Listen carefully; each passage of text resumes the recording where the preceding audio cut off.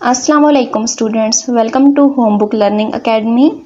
And if you like my video, please subscribe, like, comment and share. अस्सलाम वालेकुम students, उम्मीद है आप सब खैरियत से होंगे और अपनी पढ़ाई अच्छे से कर रहे होंगे। तो अच्छा स्टूडेंट्स, हमने लास्ट लेक्चर में चैप्टर 1 का जो हमने टॉपिक पढ़ा था वो था रिलेटिव एटॉमिक मास। तो आज हम नेक्स्ट टॉपिक की तरफ चलते हैं जो कि है आइसोटोप्स। ओके, पहले हम देखते हैं कि ये जो वर्ड है आइसोटोप ये किस वर्ड से निकला है। डेरिवेशन देख लेते हैं कि ये वर्ड जो है कौन से वर्ड से निकला है। ठीक है, तो ये वर्ड जो निकला है आइसोटोप्स, ये ग्रीक वर्ड्स हैं टू। कौन से? एक है आइसोस, ओके, और एक वर्ड है टोपोस। दोनों ये ग्रीक लेटर्स हैं, इनसे निकला है वर्ड आइसोटोप्स। तो इनके मीनिंग्स क्या हैं? आइसोस का मीन्स होता है सेम और टोपोस mean place.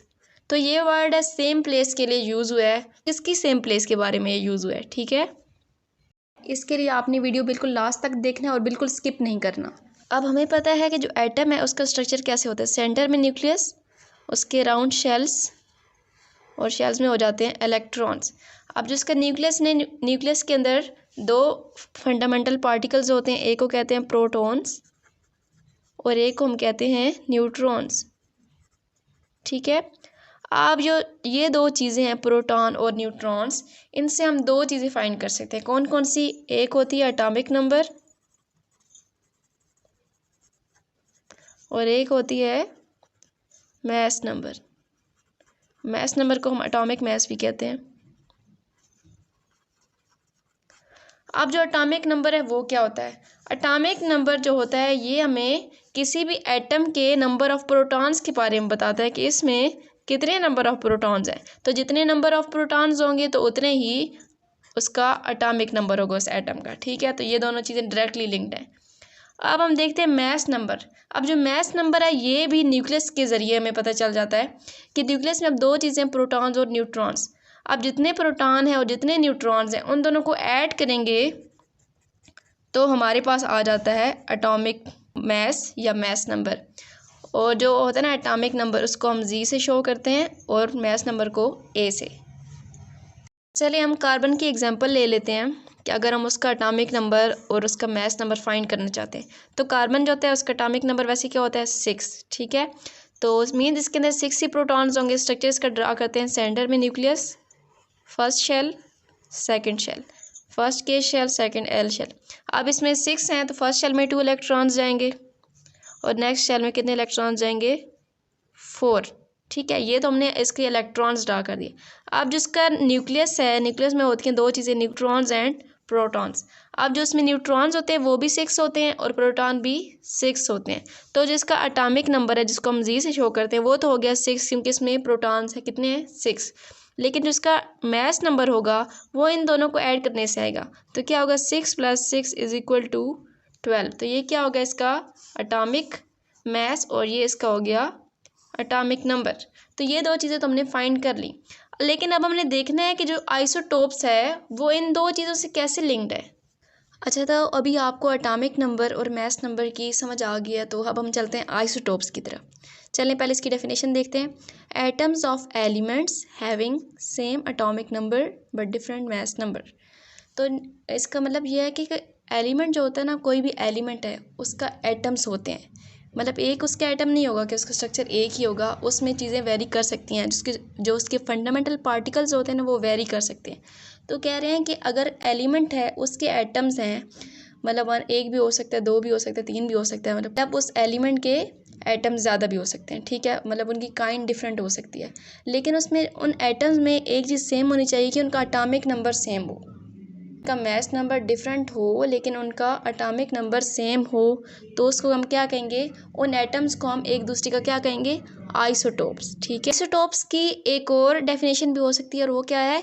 Atoms of elements having same number of protons but different number of neutrons.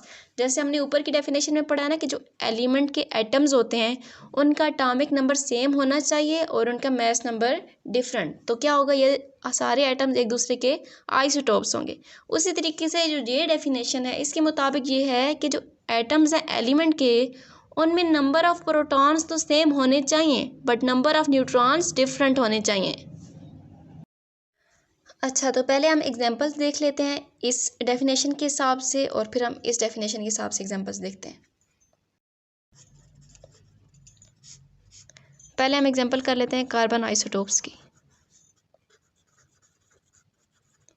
ठीक है, एक तो हमने कहा है कार्बन 12, तो इसका स्ट्रक्चर कैसे होगा? सेंटर में न्यूक्लियस, इसके अराउंड शेल्स, फर्स्ट शेल में 2 इलेक्ट्रॉन्स, नेक्स्ट में 4 इलेक्ट्रॉन्स। तो अब इसके हम नंबर ऑफ प्रोटॉन्स और न्यूट्रॉन्स को देख लेते हैं। इसमें न्यूट्रॉन्स 6 होंगे और प्रोटॉन भी 6 होंगे।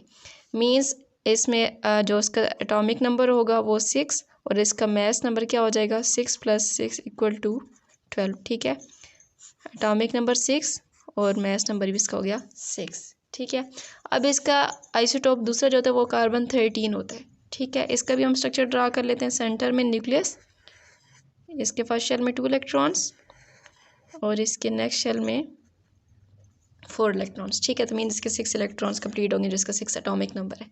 अब हम देखते हैं कि इसमें न्यूट्रॉन्स और प्रोटॉन्स कितने होते हैं। जो 13 होता है इसका एटॉमिक नंबर जो होता है ना वो होता है 6, मीन इसके प्रोटॉन 6 हैं। लेकिन इसका जो न्यूट्रॉन्स होते हैं इसमें वो 7 होते हैं। ठीक है, 7 न्यूट्रॉन्स, उसमें प्रोटॉन कितने हो गए? 6। अब इसका एटॉमिक नंबर क्या होगा? वो तो प्रोटॉन की इक्वल हो जाएगा, तो Z = 6। अब जो इसका मास नंबर होगा वो इन दोनों को ऐड करने से आएगा। 6 + 7 = 13, तो इसका हो गया मास नंबर 13। अब कार्बन का एक और आइसोटोप है जिसको कहते हैं कार्बन 14। अब इसका हम स्ट्रक्चर देख लेते हैं। सेंटर में न्यूक्लियस, न्यूक्लियस के राउंड इसके हो गए शेल्स, फर्स्ट शेल में 2 इलेक्ट्रॉन्स और नेक्स्ट शेल में कितने होंगे? 4 इलेक्ट्रॉन्स। ओके, तो अब हम न्यूट्रॉन्स और प्रोटॉन्स का देख लेते हैं। इसमें प्रोटॉन हो गए 6 क्योंकि इसका एटॉमिक नंबर प्रोटॉन एक ही चीज़ है तो इसमें 6 होंगे। अब जिसका न्यूट्रॉन्स होते हैं वो होते हैं 8। ठीक है, अब हम एटॉमिक नंबर इसका निकाल लेते हैं। वो तो प्रोटॉन की वजह से हो गया 6। अब जिसका मास नंबर है वो इन दोनों को ऐड करने से आएगा। 8 + 6 = 14, तो क्या हो गया? 14। अब देखें 12, 13, 14, ये इसके क्या है? मास नंबर्स। अब मास नंबर डिफरेंट है ना इनके सबके, लेकिन इनका जो एटॉमिक नंबर है वो क्या है? सेम। तो ये क्या है? ये सारे आइसोटोप्स।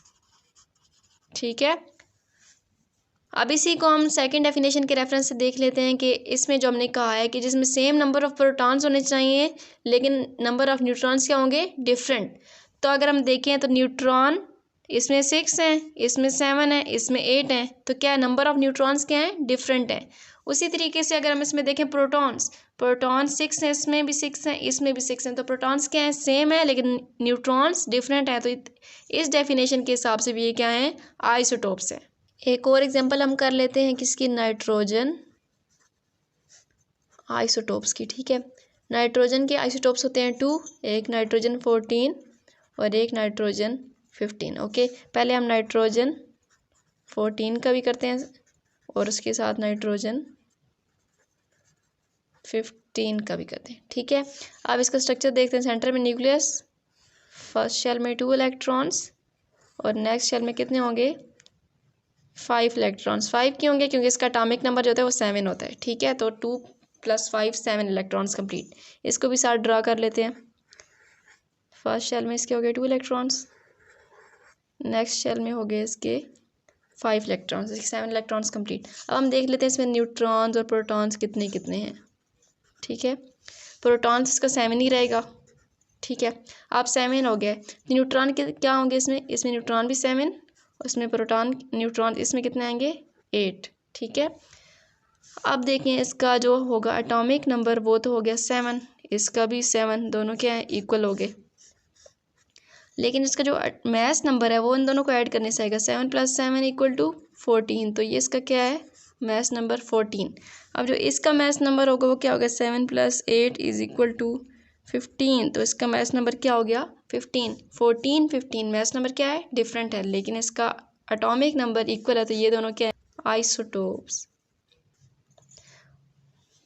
यहाँ तक तो हमने सारा पढ़ लिया कि आइसोटोप्स क्या होते हैं, उनमें क्या चीज़ सेम है, क्या चीज़ डिफरेंट है। मतलब उनके अंदर एटॉमिक नंबर सेम होता है और मास नंबर क्या होता है? डिफरेंट होता है।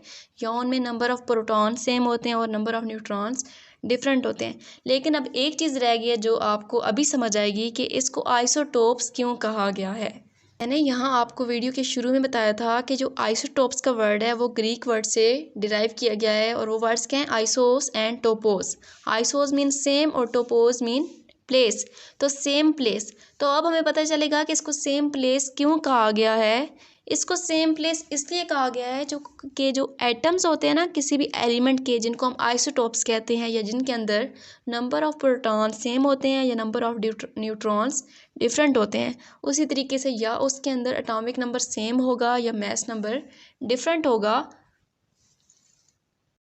इसको सेम प्लेस इसलिए कहा गया है या इसको इसलिए इस वर्ड से डिराइव किया गया है या इसका नाम इसलिए आइसोटोप्स रखा गया है क्योंकि ये जो एटम्स होते हैं ना जिनका एटॉमिक नंबर सेम होता है और मास नंबर डिफरेंट होता है, या जिनमें नंबर ऑफ प्रोटॉन सेम होते हैं और नंबर ऑफ न्यूट्रॉन्स डिफरेंट होते हैं, वो सारे आइसोटोप्स, जैसे कार्बन के आइसोटोप्स हैं 12, 13, 14, वो सारे आइसोटोप्स होते हैं जो सेम एलिमेंट के होते हैं, वो पीरियोडिक टेबल में उसी पोजीशन पे होते हैं जिसपे वो एलिमेंट प्रेजेंट होता है।